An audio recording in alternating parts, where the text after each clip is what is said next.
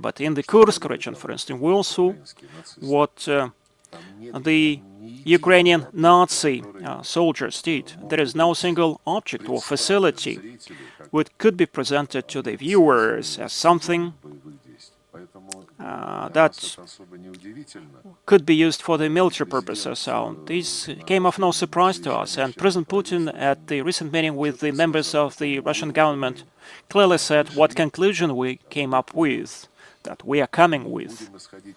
And we'll proceed from that, but you're absolutely right.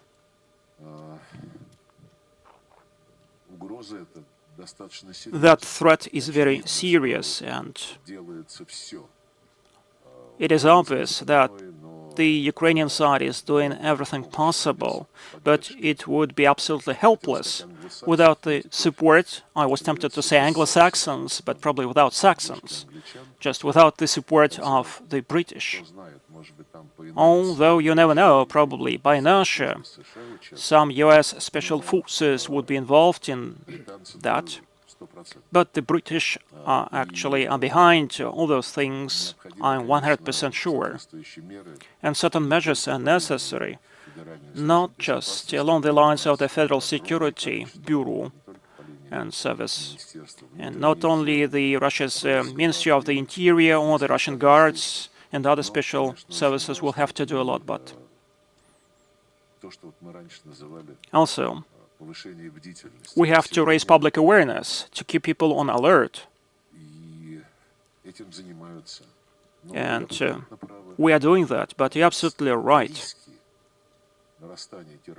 The risks of terrorist threat only escalates, and we see those risks, and we'll do all our best to mitigate that, not to do any harm to our citizens. So another example when diplomacy is still needed, that's the Ukrainian conflict. Our best diplomats are the fighters on the front line, our fighters on the front line. The NATO is in a very deep crisis. We'll see how this 5% reform is going to pan out. There's a lot of discussion around that. We'll see how that will influence things. We'll see how Washington's desire and Trump's administration desire to focus more on the Far Eastern affairs and the Indo-Pacific region, as they call the Asian and Pacific region, instead of dealing with Europe, but by leaving Europe to its own devices, saying to them, well, deal with your own affairs on your own. And many other Western countries admitted that the balance of forces is not in the Western favor. But all the Western representatives, once they are speaking about that, once they admit certain facts, they do not believe that the multipolarity is a boon, that this is not about the manifestation of equality, brotherhood, and justice, but they see multipolarity as a threat to their dominance that they enjoyed for many centuries, and that supported their well-being for many, many years. And in January, we met the then State Secretary in Geneva discussing both documents. And in essence, we were ignored. And the tasks that were proposed and the tasks that we are addressing in the framework of the special military operation nowadays were called unacceptable. No guarantees of Ukraine acceding to NATO were non-acceding to NATO were given. We were said, don't even think about that. And State Secretary Blinken said that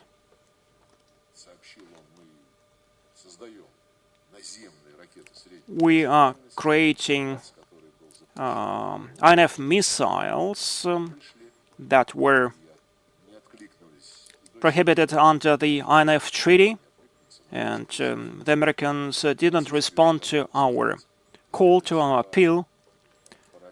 to make two simultaneous moratoriums not connected with each other. And Antony Blinken said, let us agree that in Ukraine we are going to deploy such land-based intermediate and short-range missiles in certain quantities, no more than that. And then you, next to the Ukrainian border, may commit yourselves not to deploy more than certain number, putting certain cap on the number of the INF missiles. Did you once hear the Western countries defending the government of Zelensky, saying that they need to observe human rights? Not a single time.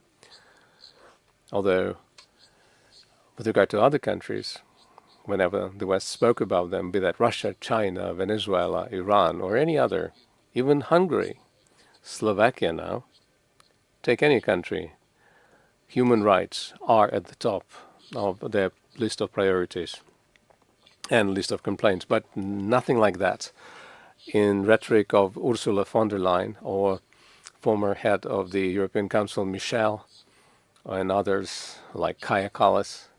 Most of European leaders are saying that support for Ukraine needs to be continued so that it could defeat Russia and then would defeat, well, first they said it would need to defeat Russia, now it needs not to lose to Russia, and now they need to support it with ammunition. But they're saying that Ukraine deserves our support because it defends the European values, laws that exterminate the Russian language in all areas.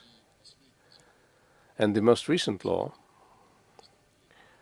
on really eradicating the traditional Ukrainian Orthodox Church, in direct contradiction of that article of the United Nations Charter, appears to be taken in the educated Europe as the fight of Ukraine's Nazis for the European values. To use or apply those principles of the UN Charters should be universal rather than on an ad hoc basis. It's not like a menu where you take meat but don't take the fish. They decided to, grab the principle of self-determination of peoples on the very first page of the Charter. And they're using this principle in a situation when there were no wars, no risks of hostilities. They tore Kosovo apart from Serbia, and they said, it is a clear thing.